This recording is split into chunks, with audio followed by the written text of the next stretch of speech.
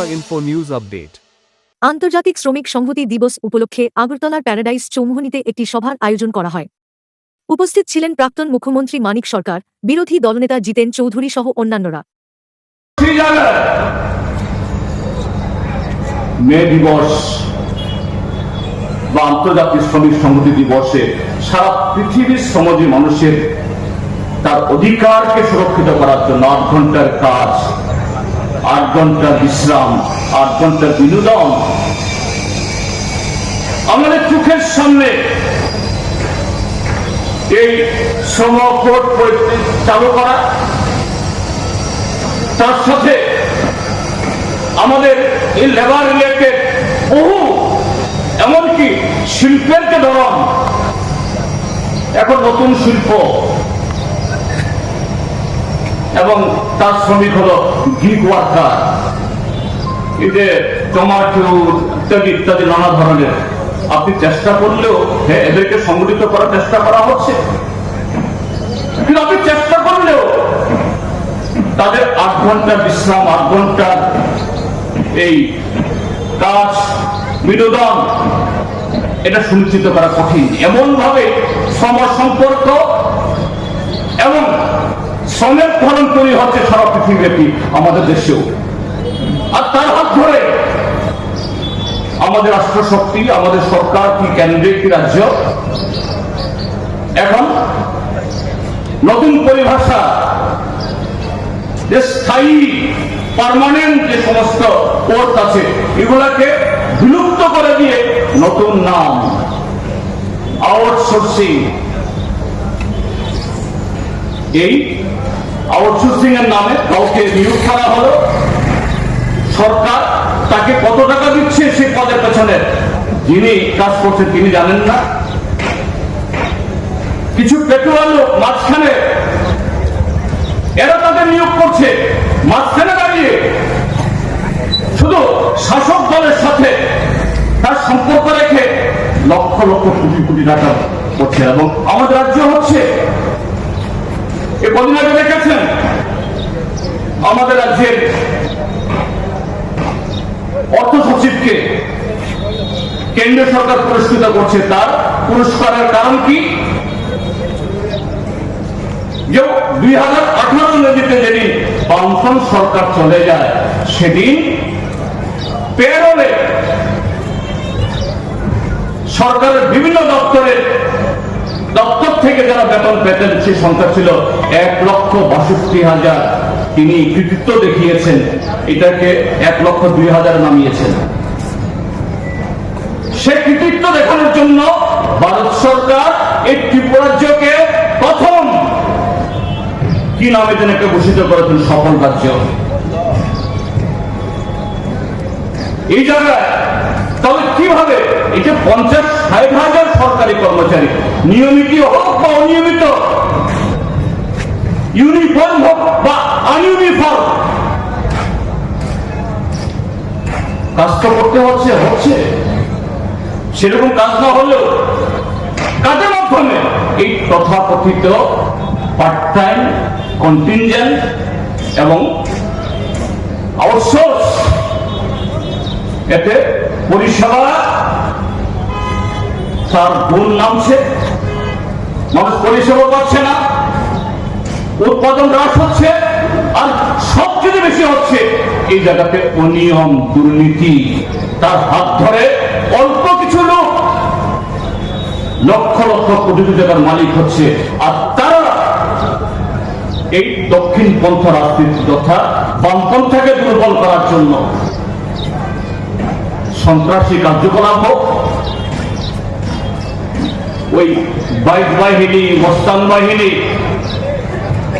বা অতি সম্প্রতি পাহাড়ে নির্বাচন হয়ে গেল জেলা পরিষদে, সেখানে পরিচিতি সত্তা যেন এই লড়াই রাজনৈতিক দলের লড়াই না, একটা জনগোষ্ঠীর বিরুদ্ধে আর একটা জনগোষ্ঠীর লড়াই। এই লড়াই নামিয়ে নিয়ে এসে আমরা বামপন্থীরা জাত, পাত, ধর্ম, বর্ণের ঊর্ধ্বে উঠে মানুষকে মানুষ হিসাবে, শ্রমজীবী মানুষের অধিকার ঐক্যবদ্ধভাবে সবাই লড়াই করতে হবে। সেদিক থেকে সাময়িকভাবে হলেও তাদেরকে ভুতা করে দিয়ে, অবশ করে দিয়ে বিশাল জয় ছিনিয়ে নিচ্ছে। এটাই দক্ষিণপন্থা রাজনীতি। কাজেই তার বিরুদ্ধে দাঁড়িয়ে সামগ্রিকভাবে বামপন্থী রাজনীতিকে আমরা যত বেশি আগামী দিন আরো সক্রিয়, সচল, শক্তিশালী করতে পারবো, শ্রমজীবী মানুষের অধিকার, আজকে এই আন্তর্জাতিক শ্রম দিবসে যে শপথ আমরা নিচ্ছি, সেই শপথকে আমরা সত্যি সত্যিই এটাকে সেই লক্ষ্যে আমরা পরিণত করতে পারবো।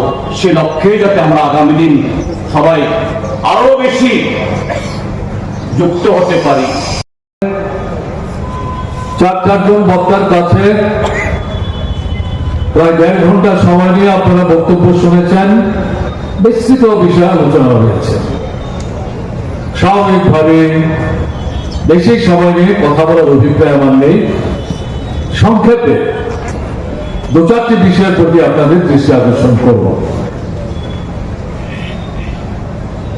আন্তর্জাতিক মে দিবসে আহ্বান বা কর্মসূচি সার বক্তব্যটা কি, মূল বক্তব্যটা কি?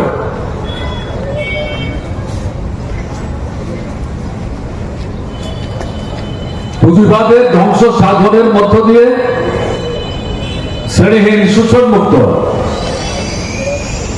সমাজ ব্যবস্থা পত্তনের মাধ্যমে জাত, ধর্ম, বর্ণ, সম্প্রদায় নির্বিশেষে পৃথিবীর দেশে দেশে মানুষকে মানুষ হিসেবে সম্মান, মর্যাদা নিয়ে বেঁচে থাকবার যে লড়াই, সে লড়াইকে সংহত, শক্তিশালী এবং সম্প্রসারিত করার আহ্বান জানিয়ে 8 ঘন্টার কাজ, 8 ঘন্টার বিনোদন, 8 ঘন্টার যে বিশ্রাম, এটাকে আপাত দৃষ্টিতে একটা স্লোগান হিসাবে সামনে তারা উপস্থিত করেছে। 1886 সালে 1 মে আমেরিকার হে মার্কেট কর্নারে যে ঘটনা ঘটে, তারপর 4 মে তার প্রতিবাদে মানুষ যখন রাস্তায় বেরোবার চেষ্টা করেছে, তার উপর আক্রমণ সংঘটিত করে, এগুলো আপনারা শুনেছেন, রক্তাক্ত হয়, শহীদ হয়। সেখান থেকে 4 বছরের ব্যবধানে আন্তর্জাতিক 20টি ট্রেড ইউনিয়ন তারা আন্তর্জাতিক ক্ষেত্রে এই লড়াইয়ের যে মূল বার্তা, সেটা পৌঁছে দেওয়ার দৃষ্টিভঙ্গি ভাবনায় রেখে এই মে দিবস প্রতিপালনের আহ্বান করেছে। কিন্তু তার পেছনে আমি যেতে চাইছি। 1848 সালে মার্কস এঙ্গেলস কমিউনিস্ট সিস্টেম তৈরি করেছে। কমিউনিস্ট আন্দোলন 1845-46-এ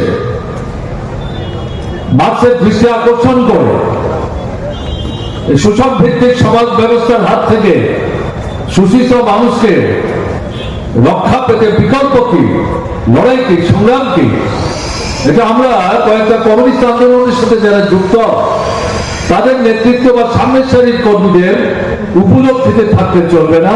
সারা পৃথিবীর শোষিত বঞ্চিত মানুষ, তাদের দৃষ্টি আকর্ষণ করে সামনের দিনে তাদেরকে দায়িত্ব কর্তব্য হবে, সেই সম্পর্কিত বিষয়ে সংক্ষিপ্ত পরিসরে একটা বক্তব্য আপনারা তৈরি করুন, যেটা আমরা পৃথিবীর দেশে দেশে মানুষের মধ্যে নিয়ে যাওয়ার চেষ্টা করব। দায়িত্ব দেওয়া হয়েছিল মার্কস কার্ল মার্ক্সকে।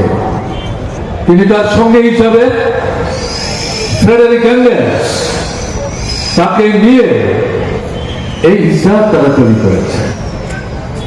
এই ইস্তেহার পুঁজিবাদের যে শোষণের যে ক্লেদাক্ত চেহারা,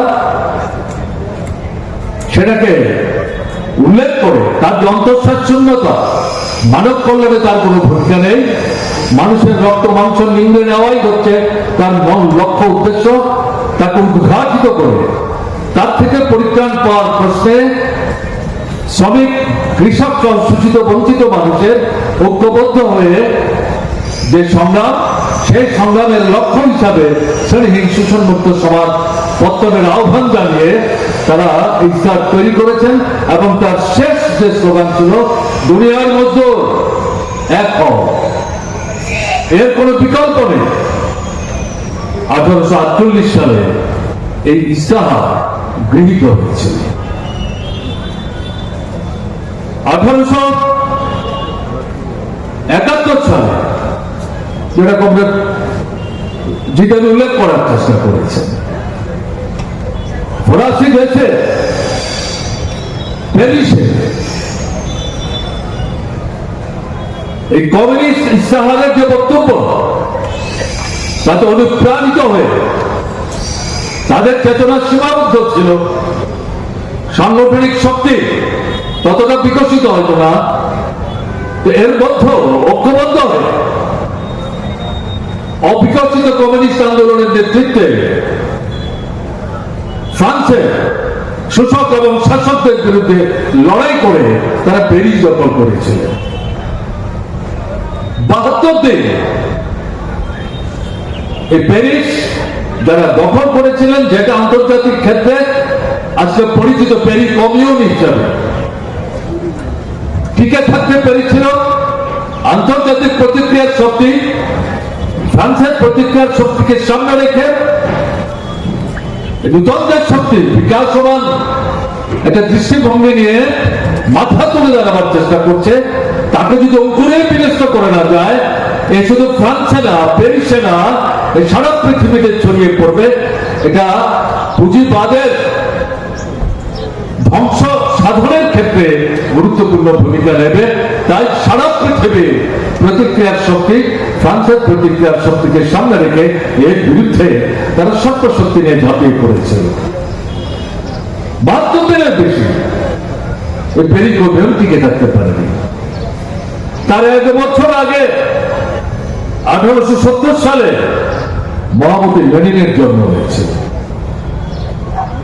প্যারিস কমিউনের ঘটনা পরবর্তী পর্যায়ে ইতিহাস পড়ে তিনি উপলব্ধি এবং অনুধাবন করার চেষ্টা করেছেন, কিন্তু তার জন্মলগ্নের পরে পরে এই যে প্যারিস কমিউন, সেই সময় সে আন্দোলন তার পক্ষে প্রত্যক্ষ চাক্ষুষ করে উপলব্ধি করবার মতো অবস্থা ছিল না। To Tripura Info and press the bell icon so that you never miss any latest updates and news on Tripura.